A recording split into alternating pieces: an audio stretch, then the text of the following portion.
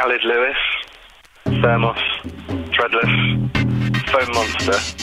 I would define myself as a graphic designer and illustrator. Tell me about some of the recognition you've achieved. Well, in the time that I've been on Threadless, contributing as a designer, I've become the most printed designer here amongst very stiff competition. I think the Thermos Plus Threadless consumer is the kind of customer that likes to say something about who they are through the products they have, through the clothes that they wear. How do you go about beginning? Most of my ideas and most of my designs start as just a doodle, really. And there's a couple of pieces here that went on to become successful threadless tees.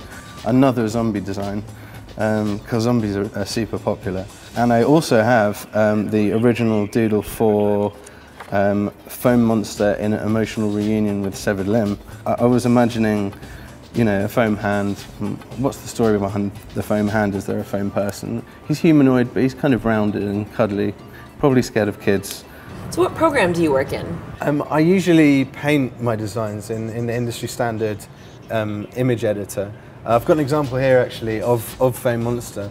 At this point the line work comes into it and then you make a decision about colour. And for me I figured on balance I wanted to go for silver as a base, and then what you need to do is bring in a bit of shading. So we need the dark tones to come in here, and then obviously to counter that we need the highlights to come in. Foam Monster, which is green, comes in.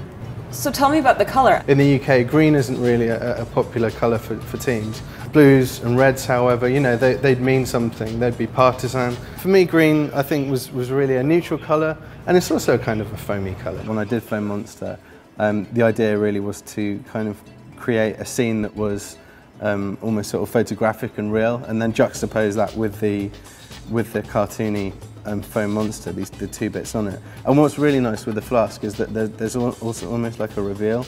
It comes in two parts, so instead of seeing the flat image like you would in a tea, you have that Foam Monster there, and you're like, what the hell's he doing?